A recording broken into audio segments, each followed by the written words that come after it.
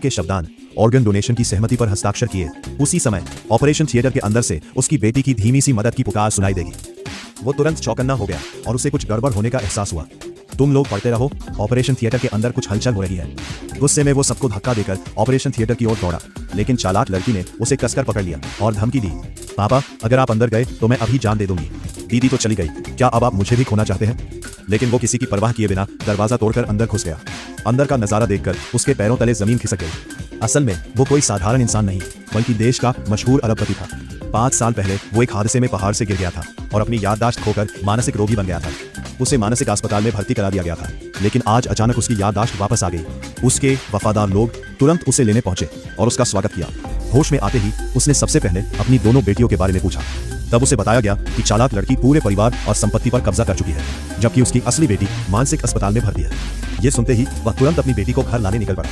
उसे जरा भी अंदाजा नहीं था कि उसकी बेटी इस समय अमानवीय यातनाएं झेल रही थी। चालाक लड़की उसे पैरों तले कुचलकर अपमानित कर रही थी और घमंड से कह रही थी कि अब सारी दौलत उसी की होने वाली है। असलियत ये थी कि 5 साल पहले उसी ने अरबपति को पहाड़ से धक्का दिया था। अपना अपराध छिपाने के लिए उसने बेटी को ऐसी दवाइयां दी जो धीरे धीरे उसकी मानसिक स्थिति खराब कर दे।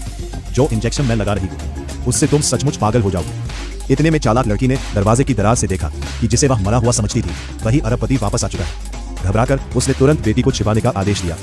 कुछ ही देर बाद अरबपति कमरे में आया।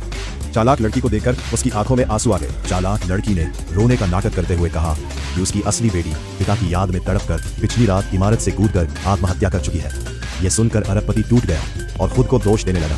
बेटी मुझे माफ कर दो, सारी गलती मेरी है। मौका देखकर चालाक लड़की ने एक शवदान की सहमति वाला कागज निकाला और कहा कि यह उसकी बेटी की आखिरी इच्छा थी। गहरे सदमे में डूबे पिता ने बिना कुछ सोचे उस पर हस्ताक्षर कर दिए।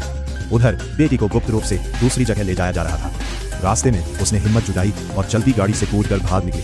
उसने एक डिलीवरी बॉय से मोबाइल लेकर पिता को फोन करने की कोशिश की, लेकिन कॉल नहीं लग सकी। मजबूर होकर उसने उस लड़के से कहा कि वह उसके साथ अस्पताल चले, लेकिन जैसे ही वह अस्पताल पहुंची, चालाक लड़की के गुंडों ने उसे पकड़ लिया और दोबारा ऑपरेशन टेबल पर बांध दिया। उसे हमेशा के लिए रास्ते से हटाने के लिए चालाक लड़की ने एक अयोग्य कसाई जैसे आदमी को ऑपरेशन करने के लिए बुला लिया।